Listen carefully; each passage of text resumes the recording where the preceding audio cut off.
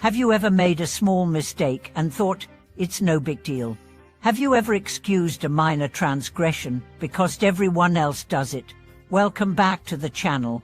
Today, we are going to examine a powerful story that reveals how even the smallest actions in spiritual life can carry immense weight, and how one simple word from a great master shattered the illusions of countless practitioners. The story begins with something seemingly harmless as a few pine nuts. It was a quiet evening at the monastery. The monks had finished their evening chores and retired to their quarters. One young novice, still new to the life of discipline, passed by the storage area where offerings of dried fruits and nuts were kept. The pine nuts glistened under the faint lantern light. Without thinking much, he reached in and took a small handful. It was just a few. No one saw, no one would miss them. But the next morning, the abbot, the great master Zuyan, called an unexpected assembly. His presence was calm but weighty, like a mountain shrouded in mist. He didn't shout. He didn't scold.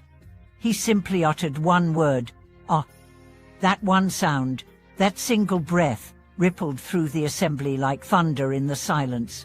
The young novice fell to his knees. What had he done?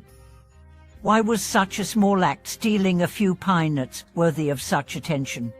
Because it revealed the mindset beneath the act. Not the theft itself, but the casualness, the justification, the assumption that the sacred could be treated as ordinary. And that is the danger.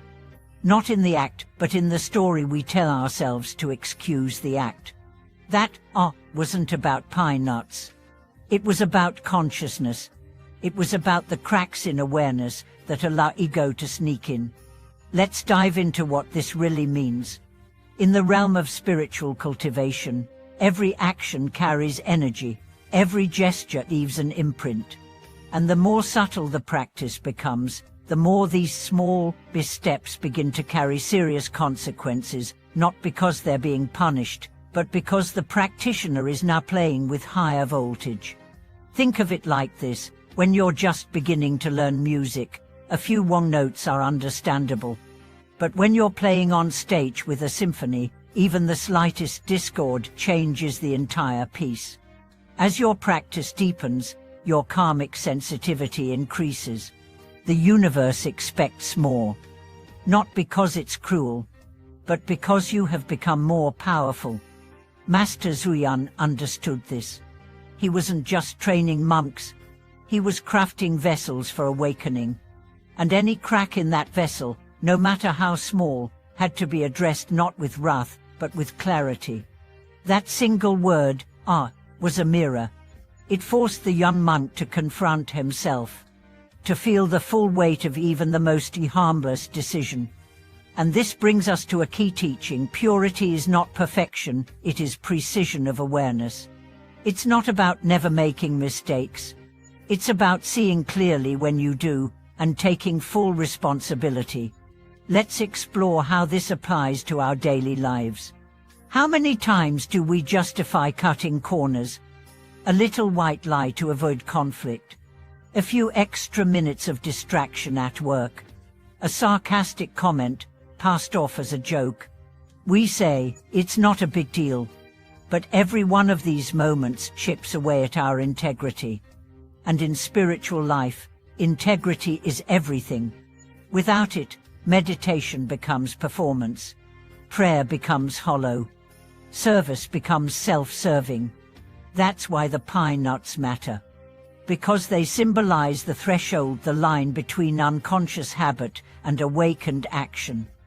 Master Zuyan's reminds us that the path isn't walked in grand gestures. It's walked in every small choice we make when no one's watching. There's another layer to this story: the power of presence. The master didn't need to say more. He didn't need to punish. His silence spoke louder than any speech. Why? Because he embodied the very awareness he was teaching. When a teacher lives what they preach, their mere presence becomes transformative. That's why spiritual power isn't measured in charisma or knowledge. It's measured in alignment. And that's what shocked the young monk. Not the fear of punishment, but the sudden clarity of having fallen out of alignment with the path, with the vows, with his own deepest intentions. This realization, painful as it was, became a turning point. He didn't just apologize. He changed. And that's the invitation for all of us. Not to shame ourselves when we falter, but to let our stumbles become signals, to return again and again to the sacredness of small things.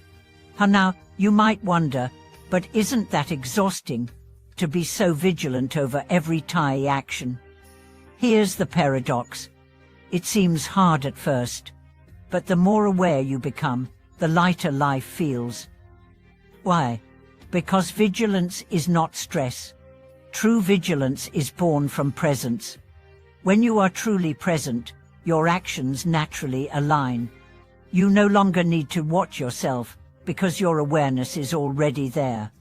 This doesn't mean you become stiff or paranoid. Quite the opposite. You become graceful, because each movement, each word, flows from clarity.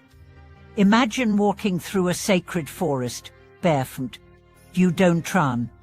You don't stomp. You tread lightly, not out of fear, but out of respect. That's how awakened life feels. Not like a burden, but like a dance with the divine. Thank you for watching this video. If this story awakened something in you, if you've ever caught yourself slipping and realized how much it matters, please like, subscribe, and share your reflections in the comments. Let us walk this path of subtle honesty together. The world changes not through loud proclamations, but through the quiet transformation of hearts that choose awareness over assumption, presence over autopilot,